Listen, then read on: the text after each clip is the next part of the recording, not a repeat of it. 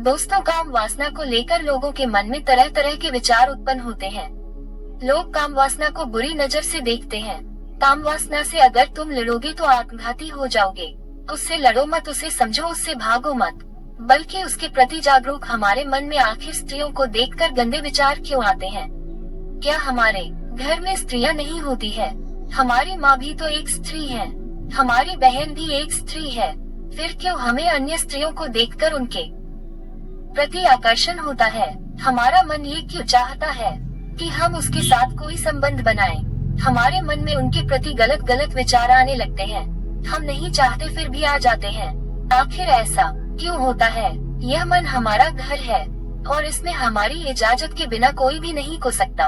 अगर कोई घुसने की कोशिश भी करे तो हम उसे घुसने नहीं देंगे। उसी प्रकार जब आप अपनी बहन या माता को देखते हो तो आपके मन में गंदे विचार नहीं आते, पर जब आप किसी अन्य स्त्री को देखते हो तो आपका मन उसको अपनी ओर आकर्षित करता है। ये छोटी सी कहानी है जो आपके सवालों का जवाब देगी। जब सिद्धार्थ यानी गौतम बुद्ध अपने अपने राज्यों को छोड़कर चले जाते हैं, तब सिद्धार्थ के पिता पूरा प्रयास करते हैं कि वह सिद्धार्थ को ढूंढ ले। सिद्धार्थ के पिता अपने मंत्रियों को सिद्धार्थ को ढूंढने के लिए भेजते। राजा का मंत्री अपने सैनिकों के साथ सिद्धार्थ को ढूंढने चला जाता है, पर वह सिद्धार्थ को नहीं ढूंढ पाता है। समय बीतता जाता है। सिद्धार्थ के पिता अपने मंत्रियों को कई बार सिद्धार्थ को ढूंढने के लिए भेजते हैं, पर एक बार भी सिद्धार्थ का कोई पता नहीं चलता है और वह कहते हैं ना कि बार बार प्रयास करने पर एक बार तो सफलता मिल ही जाती है। एक दिन अचानक ही राजा के मंत्री को ये पता चल जाता है कि सिद्धार्थ को एक राज्य में देखा गया है। राजा का मंत्री सूचना मिलते ही उस राज्य में पहुंच जाता है और सिद्धार्थ को ढूंढ लेता है। वह सिद्धार्थ के पैर पकड़ लेता है और सिद्धार्थ से कहता है, आपका पूरा परिवार और आपका पूरा राज्य आपके बिना रो रहा है, आप कृपा करके मेरे साथ चलिए। तब सिद्धार्थ मंत्री से कहते हैं, मुझे क्षमा करो, परंतु मैं तुम्हारे साथ वापस नहीं चल सकता, क्योंकि मैं यहाँ वापस चलने के लिए नहीं आया, पर मैं तुम्हें एक वचन अवश्य देता हूँ।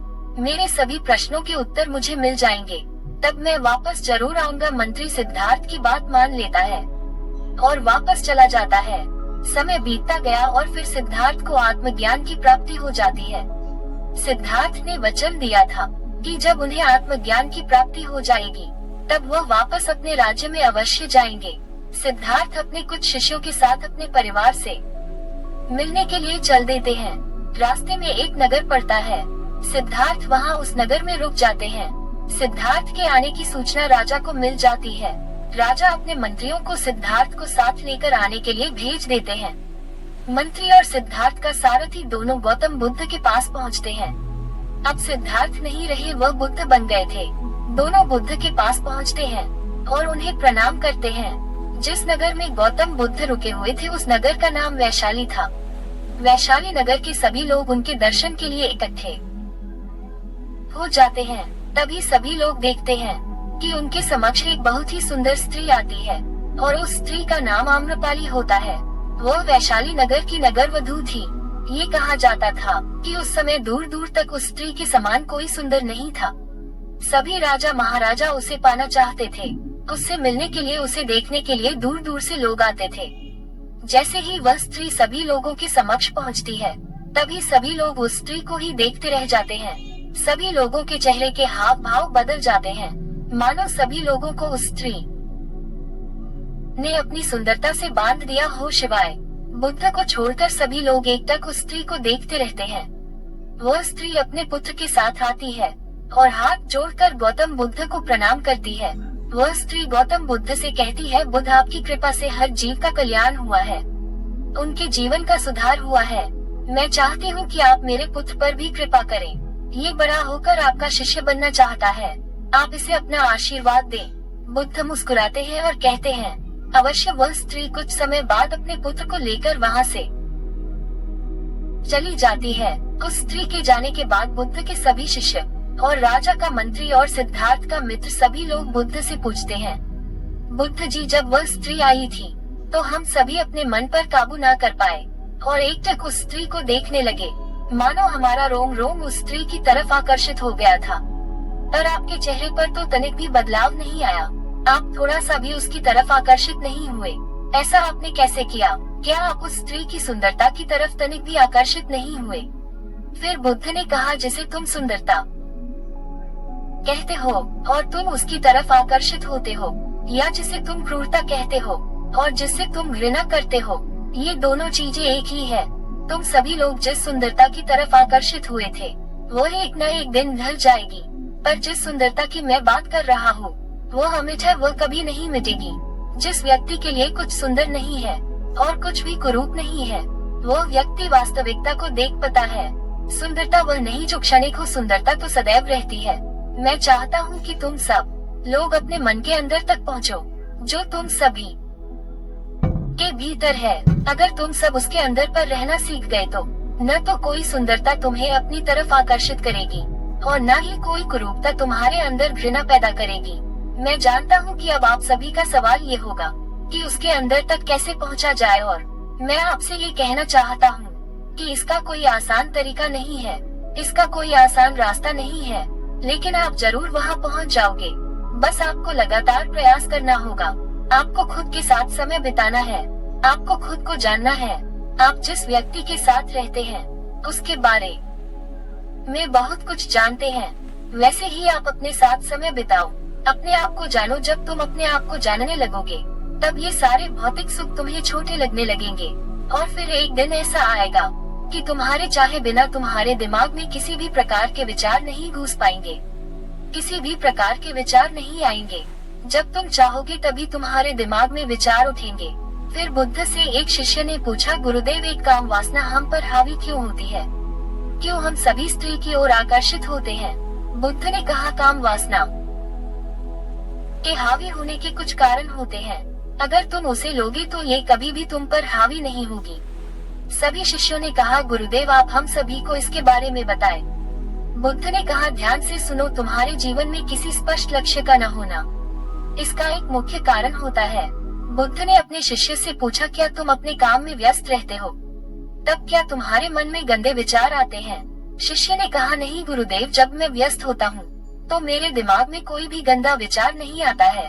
फिर गौतम बुद्ध ने कहा, हमारा दिमाग एक बार में सिर्फ एक ही चीज सोच सकता है, इसीलिए जब हमारे दिमाग में कोई दूसरे विचार चल रहे होंगे तो गंदे विचार आएंगे ही नहीं।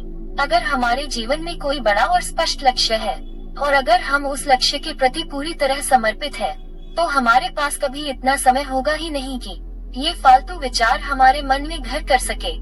और अगर ऐसे विचार कभी उठते भी हैं, तो हमारे मजबूत लक्ष्य के विचार हमारे मन से इन विचारों को निकाल देते हैं। लेकिन असल समस्या तो यह है कि अधिकतर लोगों के पास स्पष्ट लक्ष्य होता ही नहीं है। फिर बुद्ध ने कहा, काम वासना का कारण है इस समाज द्वारा गलत बात पर दबाए जाने की कोशिश करना। लोगों के एक बड़े तबके ने कामुकता को हमेशा से ही बुरी नजर से देखा है। इसका सबसे बड़ा कारण है कि हमने अपने यौन अंगों को शरीर के बाकी अंगों की तरह स्वीकार नहीं किया है, जबकि हमारे यौन अंग भी हमारे बाकी अंगों जैसे कि हाथ, पैर, मुंह आदि के समान ही बस एक अंग है जो अपना काम करते हैं, जिसके लिए प्रकृति ने उन्हें बनाया है। लेकिन हमने इन यौन अंगों को कुछ ज्यादा ही रहस्यमय बना दिया है, और जब कोई चीज रहस्यमय बन जाती है तो उसके प्रति लोगों की एक अलग ही रुचि जागृत होती है, जिसकी वजह से लोग जाने अनजाने में काम वासना के प्रति आकर्षण महसूस करते हैं। फिर बुद्ध ने आगे बताया, जब किसी विचार को दबाने का प्रयास किया जाता है तो वह विचार मजबूती के साथ उभर कर आता है, और यही काम वासना के विचारों के साथ भी किया जाता है। बुद्ध ने कहा, अगर मैं तुमसे कहूँ कि तुम सब आम के बारे में बिल्कुल मत सोचो, तो तुम्हारे मन में पहला चरित्र किस चीज का आएगा? शिष्य ने कहा, गुरुदेव, मेरे मन में पहला चित्र आम का ही आएगा। बुद्ध ने कहा, इसी प्रकार जब हम गंदे विचारों को जबरदस्ती रोकने का प्रयास करते हैं तो वह हमारे मन में मजबूती के साथ उठते हैं। इसीलिए कभी भी विचारों को दबाने की कोशिश न करें। शिष्य ने कहा, हाँ गुरुदेव, ये तो मैंने भी महसूस किया है। बुद्ध ने कहा, एक कारण ये भी है कि हम अपने विचारों के प्रति जागरूक नहीं रहते कि हमारे मन में कैसे विचार चल रहे हैं। हम इस चीज पर कभी ध्यान ही नहीं देते हैं। हमारे मन में उठने वाले विचारों में एक अनोखी बात ये भी है कि जब हम किसी चीज के बारे में विचार करते हैं तो हमारा मन उसी से संबंधित और भी विचार हमारे सामने रखना शुरू कर देता है, और फिर ऐसे ही हमारे मन में विचारों का एक जाल सा बन जाता है जिसमें हम उलझकर रह जाते हैं। ठीक ऐसा ही अश्लील विचारों के साथ भी होता है। जैसे कि हमें किसी को देखकर अश्लील विचार आया, फिर हमारा मन अपने आप ही इन विचारों का जाल बना देता है, जिसके बारे में सोच सोचकर हम अपनी पूरी ऊर्जा और समय बर्बाद कर देते हैं। इसीलिए पूरी जागरूकता के साथ अपने अंदर उठने वाले विचारों पर ध्यान देना चाहिए। बुद्ध ने कहा, गंदे विचार आने का एक कारण ये भी होता है बुरी सोच और अश्लील विचारों वाले लोगों की संगति करना। क्या होता है कि जब हम सही होते हैं, कामुकता हमारे अंदर नहीं होती है, लेकिन कुछ बुरे लोगों के साथ, कुछ अश्लील लोगों के साथ रहने की वजह से ये हमारे अंदर यह विचार हावी हो जाते हैं। उन्होंने ने कहा, गुरुदेव ये बात तो मैंने खुद भी महसूस की है। फिर बुद्ध ने कहा, तो हमें बुरे लोगों से, अश्लील विचार वाले लोगों से दूरी बनाकर रखनी चाहिए। बुद्ध ने कहा, हम काम वासना को रोक तो नहीं सकते, लेकिन हम इसे सिर्फ रूपांतरित कर सकते हैं, और हम इसे प्रेम और ध्यान के माध्यम से रूपांतरित कर सकते हैं। जब हम ध्यान में होते हैं तो हमारी काम वासना की ऊर्जा हमारी खुशी और हमारे आनंद में परिवर्तित हो जाती है। लेकिन ज्यादातर लोग शरीर के आकर्षण को ही प्रेम मानते हैं, जो कि ऊर्जा को व्यर्थ करता है, रूपांतरित नहीं। इस प्रकार गौतम बुद्ध ने लोगों के मन में उठ रहे सभी काम वासना से संबंधित सवालों का जवाब दिया और उन सभी के मन को शांत किया। तो दोस्तों, मुझे उम्मीद है कि आपको इस कहानी से कुछ न कुछ सीखने को मिला होगा। अगर कहानी अच्छा लगा तो चैनल को लाइक, सब्सक्राइब और शेयर जरूर करें। साथ में बेल आइकन को दबाना ना भूलें। धन्यवाद।